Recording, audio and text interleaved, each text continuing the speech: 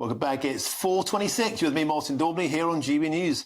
Now, the Women's Institute has banned today transgender women, that's biological men, from becoming members. Now, they announced it can no longer legally offer formal membership to biological males from April next year, in light, of course, of the Supreme Court judgment from April last year.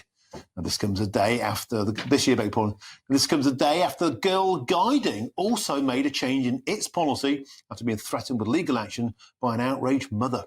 Well, joining us now is the co-founder of 4 Women Scotland, Susan Smith. Susan, welcome to the show. Hark back to April when we thought, right, all these institutions will surely follow suit and logic will be applied. It's taken them until almost Christmas, but 2 in 1 week. The Women's Institute and Girl Guiding. You must be delighted. Yes, although, as you say, we did think that there'd be more movement earlier. The fact is that these organisations should never have been allowing boys or men in the first place, especially the Girl Guides, because they don't even have the excuse of saying there might be people with a gender recognition certificate, because these children were all under 18. So there was absolutely no question that they could have had any sort of legal recognition of a change of gender. So it's actually, in light of the Supreme Court ruling, obviously they should have moved immediately, but there was never any legal basis for allowing men and boys into these organisations in the first place. Isn't it interesting how it took an outraged mother to go to the Girl Guides and basically along that line of, why should my daughter share a tent, share a shower, share an intimate space with a biological male? The Girl Guides basically wobbled and pulled the plug. Yes, and that's what we're seeing, unfortunately, that it is taking people applying the law and threatening organisations with the law to produce a movement. And that shouldn't be happening. They should be active and preempting these things. I do understand, though, there's a lot of pressure on them.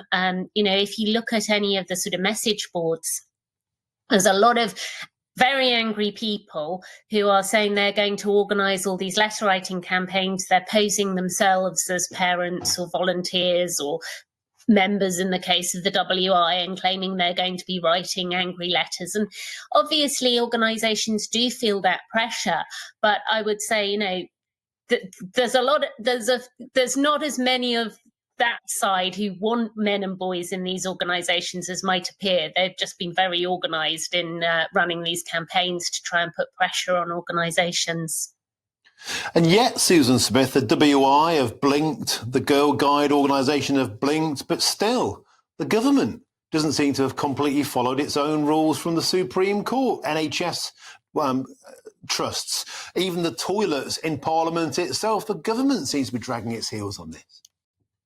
Yeah, and we have the same problem, obviously, in Scotland, that we're having to threaten again ourselves to go back to court over the prison policy in Scotland. And, while things like the WI and the Girl Guides are very welcome, it's spaces where women are at risk. I was at a meeting just today organised by the Women's Rights Network here in Scotland about sexual assaults in hospitals. And it's spaces like those where people are uniquely vulnerable, where we are not seeing the movement on putting this into action. And in the interim, women and girls are being hurt.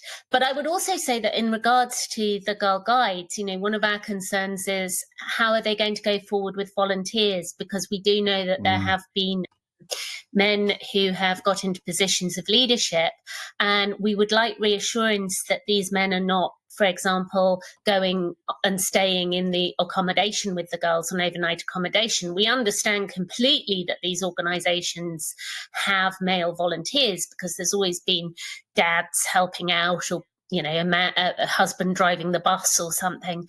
But what we really need reassurance is that they're not in the sort of leadership role, leading the guides and then taking the girls off for a weekend and staying in the accommodation with them. OK, Susan Smith, that's the co-founder of 4 Women Scotland. We have to leave it there. Thank you, as ever, for joining us today on GB News. Appreciate your time. Thank you. Nigel Nelson, quick bit of reaction to you. Surely this is a victory for common sense, particularly with young girls. It should be a safe space for girls. Biological males shouldn't be there in the first No, place. I think that's right. And I think that that's what the Supreme Court actually sorted out.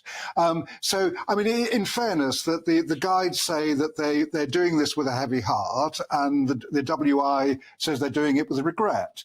But however, these are women-only spaces. And I've always said, well, I've been defending trans rights, that women-only spaces must be protected. Well, the Girl Guides quite clearly is one, and the Women Institute is certainly one. But all it's done is, it hasn't changed the position of transgender people. What it's done is it has just sorted out a confusion in the law, which is what the Supreme Court did. It's taken a long time because it takes a while to sort out exactly how these organisations will operate once they do it. Nigel, we'll throw a quick curveball at you here. All of this has been done to protect girls and women, which I totally support. What about the Boy Scouts? They used to be the Boy Scouts. They became the Scouts. Girls were allowed in. Why don't we go the full Monty? Let's get girls out of the Scouts and make it the Boy Scouts again. Boys deserve their own space too. Well, I mean, I think that they probably do. If the Scout movement wants to have a Boy Scouts again, that's fine. But at the moment... Yeah, but they won't. You know they won't. Well, no, on the basis of that, if you've got girls and boys mixed together, there's no reason why there can't be trans children in there as well. What do you mean? Well, I mean, if the whole point about the Supreme Court judgment is to make sure that women-only spaces are protected. Guides. No, it's the Girl Guides. That's for the Girl Guides. But we were talking about the Scouting movement. If you were to have boys and girls together, there is nothing to stop trans children then joining that group. Why not? Well, because they're your boys and girls together. Well, the whole point here is... I'm saying let's go back to the Boy Scouts in the good old days. Well, boys deserve their own spaces too. It's equality, right? If the boys want to go off and form their own Boy Scout movement once again, that's fine too. Okay, dib, dib, dib. Thank you very much, as ever, Nigel Nelson.